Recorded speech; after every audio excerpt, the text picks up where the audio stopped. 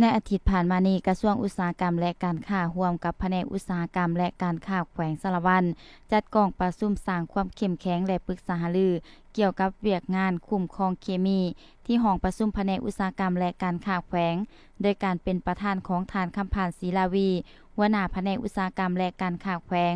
ฐานไวยากรณ์ศรีสวัสดิ์หัวหน้าแผนกคุ้มครองเคมีกรมอุตสาหกรรมกระทรวงอุตสาหกรรมและการค้า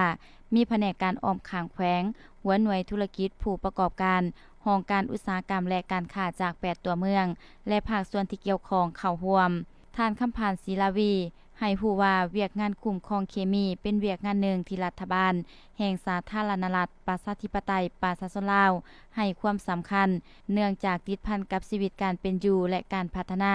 เศรษฐกิจสังคมที่บ่สามารถตัดแยกออกได้ในทุกๆวันพวกเฮาต้องได้สัมผัสกับเคมีบ่ว่าจะเป็นโรงงานอุตสาหกรรมปรุงแต่งกสิกรรมสาธารณสุขบ่อแฮและแขนงการอื่นๆก็ล้วนแต่มีการนำใส่เคมีเพื่อปรุงแต่งผลิตภัณฑ์ปิ่นปัวสุขภาพฆ่าศัตรูพืชฆ่าหญ้าและอื่นๆเคมีแต่ละชนิดล้วนแต่มีคุณประโยชน์และโทษในระดับที่แตกต่างกันมันขึ้นกับการนำใส่เก็บรักษาเคลื่อนย้ายบำบัดและการกำจัดที่ถูกต้องตามหลักวิชาการซึ่งพวกเฮาต้องได้คุ้มครองและนำใส่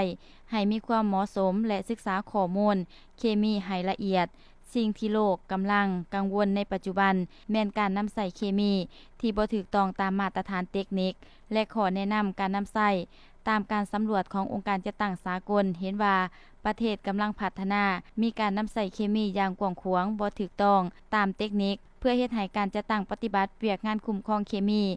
ประสิทธิภาพและประสิทธิผลสูงถูกต้องตามหลักวิชาการและสอดคล้องกับหลักการสากลจากนั้นท่านไวยากรณ์ศรีสวัสดิ์หัวหน้าแผนกคุ้มครองเคมีกรมอุตสาหกรรมกระทรวงอุตสาหกรรมและการค้าได้นำเสนอกฎหมายว่าด้วยการคุ้มครองเคมีฉบับเลขที่07ประกอบมี9ภาค81มาตราซึ่งกฎหมายฉบับนี้ได้กำหนดหลักการระเบียบการและมาตรการเกี่ยวกับการคุ้มครองการติดตามกวดกาการจัดตั้งปฏิบัติและการเคลื่อนไหวเวียกงานเคมีเพื่อสุขอยู่ส่งเสริมเวียกงานดังกล่าวให้มีคุณภาพและได้มาตรฐานแน่ใจเฮ็ดให้การดำเนินธุรกิจและการนำใส่เคมีถูกต้องตามหลักวิชาการมีประสิทธิภาพประสิทธิผลและรับประกันความปลอดภัยต่อสุขภาพชีวิตทรัพย์สินสิ่งแวดล้อมและสังคมประกอบส่วนเข้าในการปกปักรักษาและพัฒนาประเทศชาติให้ไปตามทิศสีเขียวแบบยืนยงพร้อมนั้นผู้เข้าร่วมกองประชุมได้ฝึกอบรมการนำใส่ฐานข้อมูลแห่งชาติเป็นต้นการขึ้นทะเบียนนำใส่ระบบฐานข้อมูลการแจ้งแผนประจำปีของบริษัทผ่านระบบออนไลน์การยื่นคำร้องขออนุญาตเข้าและส่งออกแบบออนไลน์การเรียกเอิ้นข้อมูลประวัติการดำเนินการผ่านมาและข้อมูลอื่นๆทั้งนี้ก็เพื่อเฮ็ดให้พนักงานได้รับรู้เข้าใจเกี่ยวกับการนำใส่ข้อมูลดังกล่าวให้ถูกต้องสอดคล้องนำใส่เข้าในเวียกงานตัวจริงให้มีประสิทธิภาพ